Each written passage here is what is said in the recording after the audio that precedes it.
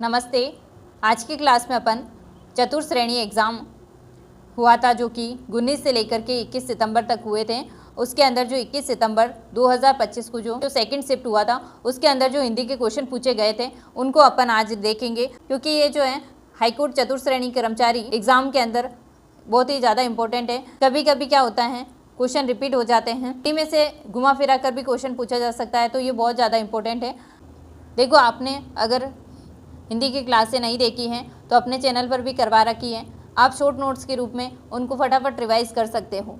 ठीक है, पूरा जो है चतुर्श्रेणी कर्मचारी का जो सिलेबस है उसको पूरे को मैंने कवर करवाया था और सेम सिलेबस जो है हाईकोर्ट चतुर्श्रेणी के अंदर है, तो आपको प्लेलिस्ट मिल जाएगी, आप आसानी से उन वीडियो को देख सकते हो। ठीक है, अपन शुरू करते हैं। निम्न में से कौन सा शब्द व्यक्तिवाचक संज्ञा का उदाहरण नहीं है? ठीक है, यहाँ पर बताना है व्यक्तिवाचक संज्ञा का उदाहरण कौन सा नहीं है। ठीक है, पहला ऑप्शन है गंगा, दूसरा है भारत, तीसरा है पहाड़ और चौथा है हिमालय। ठीक है, तो देखो, गंगा व्यक्तिवाचक संज्ञा जो होती है उसके अंदर विशेष व्यक्ति, वस्तु, स्थान आदि का बोध होता है, तो यहाँ पर गंगा नाम है और विशेष व्यक्ति, स्थान आदि का बोध हो रहा है, तो ये तो व्यक्तिवाचक संज्ञा का उदाहरण है।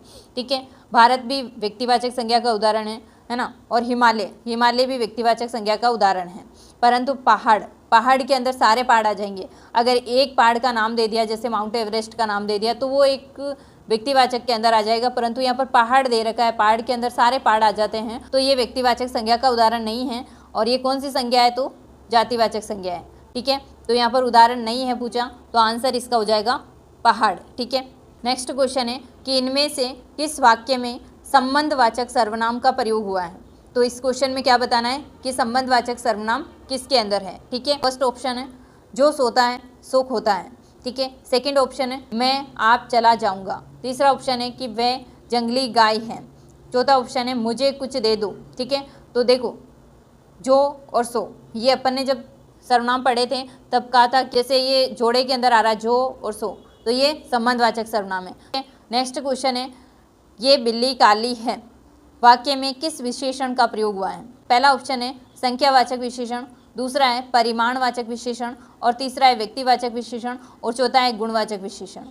तो इसका आंसर क्या होगा कि ये बिल्ली काली है, इसके अंदर कौन सा विशेषण का प्रयोग किया गया है? देखो, यहाँ पर कोई संख्या तो अपन को दिख नहीं रही है। ठीक है, परिमाण भी इसमें कुछ भी नहीं दिख रहा है। ठीक है, इसमें व्यक्तिवाचक भी नहीं दिख रहा है। ठीक है, कौन सा विशेषण है? तो याद रखना ये गुणवाचक विशेषण है। काली, इसके गुण की विशेषता बताई जा रही कि ये बिल्ली काली है। ठीक है, तो ये गुणवाचक विशेषण का उदाहरण है। ठीक है, तो आंसर हो जाएगा गुणवाचक विशेषण। राधे श्याम रो चुका, इस वाक्य के अंदर किस प्रकार की क्रिया का प्रयोग हुआ है? पहला ऑप्शन है संयुक्त क्रिया, दूसरा है प्रेरणार्थक क्रिया, तीसरा है योगी क्रिया और चौथा है सकर्मक क्रिया। तो देखो, राधे श्याम रो चुका, इसके अंदर संयुक्त क्रिया है, बिल्कुल संयुक्त क्रिया है, रोना और चुका, तो संयुक्त क्रिया इसके अंदर हो जाएगी। नेक्स्ट क्वेश्चन है कि निम्न में से कौन से तत्सम शब्द हैं? कौन से शब्द पूछे हैं? तत्सम शब्द। ठीक है, तो उष्ट पहला ऑप्शन है, दूसरा है गोबर, तीसरा ऑप्शन है मयूर, चौथा ऑप्शन है पलंग और पांचवा ऑप्शन दे रखा फूल। ठीक है, तो इनमें से अपन को बताना है कि सबसे उपयुक्त उत्तर का चयन करना है। ठीक है, यहाँ पर ये और ऑप्शन दे रखे हैं जिसमें ए और सी दे रखा है, दूसरे में डी और ई दे रखा है, तीसरे में ए और बी दे रखा है। ठीक है, और चौथे के अंदर बी और डी दे रखा है, तो अपन को बताना है कि किसमें तत्सम शब्द का प्रयोग हुआ है। देखो, उष्ट ये भी कैसा शब्द है? तत्सम शब्द है। ठीक है, गोबर कैसा है? तो तद्भव शब्द है। मयूर भी क्या है? तत्सम शब्द है। ठीक है, पलंग कैसा शब्द है? तो तद्भव शब्द है। और फूल भी कैसा शब्द है? तद्भव शब्द है। तो इसमें अपन को मिला एक तो उष्ट और एक मिला है मयूर, ये दोनों जो शब्द हैं वो कैसे शब्द हैं? तत्सम शब्द हैं। ठीक है, तो इसका ए और सी सही है, तो ए और सी ये वाला ऑप्शन सही हो जाएगा। ठीक है, नेक्स्ट क्वेश्चन है कि निम्न में से देशज शब्द है। नेक्स्ट क्वेश्चन है निम्न में से देशज शब्द है, तो देशज शब्द बताना है। पहला ऑप्शन है लोटा, दूसरा ऑप्शन है सीर, तीसरा ऑप्शन है तिक्त और चौथा ऑप्शन है सत। ठीक है, तो इसमें कौन सा देशज शब्द है? तो ये लोटा जो है वो कैसा शब्द है? देशज शब्द है। नेक्स्ट क्वेश्चन है अक्कल पर पत्थर पड़ना मुहावरे का अर्थ है। पहला ऑप्शन दे रखा है साथ मिलकर न रहना, दूसरा है मरणासन होना, तीसरा ऑप्शन है बुद्धि भ्रष्ट हो जाना, चौथा ऑप्शन है बहुत परिश्रम करना। अक्कल पर पत्थर पड़ना। इस मुहावरे का अर्थ है कि बुद्धि भ्रष्ट हो जाना। ठीक है। नेक्स्ट क्वेश्चन है नयन का संधि विच्छेद कौन सा है? तो नए प्लस ने प्लस अन, तीसरा ऑप्शन है नए प्लस अन और चौथा ऑप्शन है नए प्लस अन। तो इसमें आंसर हो जाएगा नए प्लस अन। ठीक है, नए प्लस अन करेंगे तो नयन बन जाएगा। ठीक है। नेक्स्ट क्वेश्चन है प्रत्युपकार शब्द के अंदर कौन सा उपसर्ग है? तो देखो प्रत्युपकार जो शब्द है इसके अंदर कौन सा उपसर्ग है? प्रति प्लस उपकार। तो प्रति जो है उसके अंदर क्या हो जाएगा? उपसर्ग हो जाएगा। ठीक है, उपकार शब्द के साथ में प्रति अगर उपसर्ग जोड़ा जाए तो प्रत्युपकार बन जाएगा। नेक्स्ट क्वेश्चन है कि कम गुणी होकर भी गुणी का दिखावा लोकोक्ति का अर्थ है। पहला ऑप्शन है अंधे के हाथ बटेर लगना, दूसरा ऑप्शन है आम के आम गुठलियों के दाम, तीसरा ऑप्शन है थोथा चना बाजे गाना, चौथा ऑप्शन है आंधों में काना राजा। देखो कम गुणी होकर भी गुणी का दिखावा करना, ये लोकोक्ति किसके लिए सही बैठ रही है? कि थोथा चना बाजे गना। नेक्स्ट क्वेश्चन है कि नीचे दिए दो कथन हैं, ये पहला कथन और ये दूसरा कथन। पहला कथन दे रखा है कि विदेशी भाषाओं से हिंदी भाषा में आए शब्दों को तद्भव कहते हैं। तो ये तद्भव के बारे में बताया है कि जो विदेशी भाषा है उससे हिंदी भाषा में आए वह तद्भव शब्द कहलाते हैं। और दूसरा कथन दे रखा है जो शब्द संस्कृत से प्राकृत और प्राकृत से विकृत होकर हिंदी भाषा में आए हैं वे तद्भव कहलाते हैं। तद्भव की परिभाषाएं दे रखी हैं, कौन सी सही हैं? ठीक है, सबसे उपयुक्त उत्तर का चयन करना, यानी सही उत्तर बताना है। कथन फर्स्ट और कथन सेकंड दोनों ही सही है, कथन फर्स्ट और सेकंड दोनों गलत है, कथन फर्स्ट सही है और कथन सेकंड गलत है, कथन फर्स्ट गलत है और कथन सेकंड सही है। कौन सा सही है? तो सेकंड वाला जो कथन है वो क्या है? सही है और पहला वाला कथन गलत है। ठीक है, तो ये वाला आंसर हो जाएगा कि पहला वाला कथन गलत है और सेकंड वाला कथन सही है। नेक्स्ट क्वेश्चन है पक्षपात शब्द का विलोम है। तो पहला ऑप्शन दे रखा स्वच्छ, दूसरा निष्पक्ष और तीसरा सापेक्ष और चौथा ऑप्शन दे रखा अभद्र। तो पक्षपात का विलोम होगा निष्पक्ष। नेक्स्ट क्वेश्चन है जो बहुत जानता है वाक्यांश के लिए उचित शब्द क्या है? तो जो बहुत जानता है, बहुत जानता है उसको अपन क्या कह देते हैं? बहुज्ञ। ठीक है, तो आंसर तो ये हो जाएगा। नेक्स्ट क्वेश्चन है कि शुद्ध शब्द का चयन कीजिए। तो ये पहला ऑप्शन दे रखा है प्रशंसनीय, दूसरा दे रखा पारिवारिक और तीसरा दे रखा चारित्रिक और चौथा दे रखा है शारीरिक। ठीक है, तो इसके अंदर आंसर हो जाएगा चारित्रिक। तो शब्द बताना है तो इसमें चारित्रिक जो शब्द है वो शुद्ध है।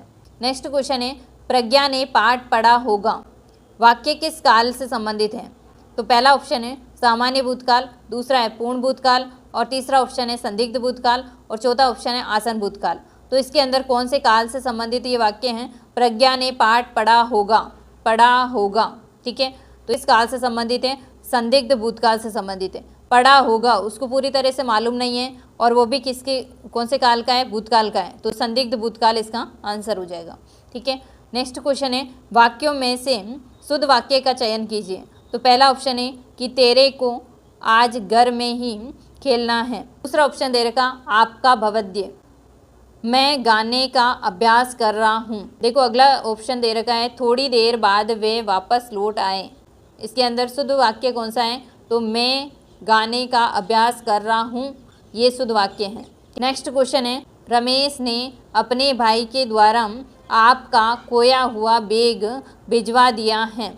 आपने आभार प्रकट करते हुए रमेश को पत्र लिखा। तो ये पत्र किस शैली के अंतर्गत होगा या किस प्रकार के अंदर होगा? तो ये बताना है। तो पहला ऑप्शन दे रखा है परिपत्र, दूसरा अनुस्मारक पत्र, तीसरा ऑप्शन है औपचारिक पत्र और चौथा ऑप्शन दे रखा है अनौपचारिक पत्र। तो इसके अंदर किसी निजी व्यक्तियों को अगर पत्र लिखे जाते हैं तो वो अनौपचारिक पत्र के अंदर आता है। ठीक है, तो आंसर हो जाएगा अनौपचारिक पत्र। नेक्स्ट क्वेश्चन है कि रिमाइंडर शब्द का उचित हिंदी शब्द है। तो रिमाइंडर जो शब्द हैं इसका हिंदी शब्द बताना है। पहला ऑप्शन दे रखा है ज्ञापन, दूसरा दे रखा है कार्यालय आदेश, तीसरा ऑप्शन दे रखा है अनुस्मारक और चौथा ऑप्शन दे रखा है अधिसूचना। रिमाइंडर शब्द का उचित हिंदी शब्द है अनुस्मारक। ठीक है, नेक्स्ट क्वेश्चन है आँख का पर्यायवाची शब्द नहीं है। तो देखो लोचन, दृग, चपला और चक्षु। इसके अंदर जो है चपला इसका पर्यायवाची नहीं है। आँख के जो पर्यायवाची है उसके अंदर लोचन, दृग और चक्षु ये आते हैं आँख के पर्यायवाची के अंदर। नेक्स्ट क्वेश्चन है जहरीला शब्द में कौन सा प्रत्यय होगा? तो जहरीला जो शब्द हैं इसके अंदर कौन सा प्रत्यय है? ऑप्शन दे रखा है ला, जहरीला, इला और जहर, इसके अंदर कौन सा प्रत्यय है? तो जहरीला के अंदर कौन सा प्रत्यय है? इला प्रत्यय है। जहरीला, जहर प्लस इला, जहरीला। ठीक है, ये थे पीवाई क्वेश्चन जो कि राजस्थान चतुर्थ श्रेणी कर्मचारी 21 सितंबर 2025 को सेकंड शिफ्ट का जो पेपर हुआ था उसके अंदर ये क्वेश्चन पूछे गए थे और ये राजस्थान हाईकोर्ट चतुर्थ श्रेणी कर्मचारी के लिए बहुत ही ज़्यादा इंपॉर्टेंट है। थैंक यू, मिलते हैं नेक्स्ट क्लास में, तब तक के लिए जय हिंद, जय भारत।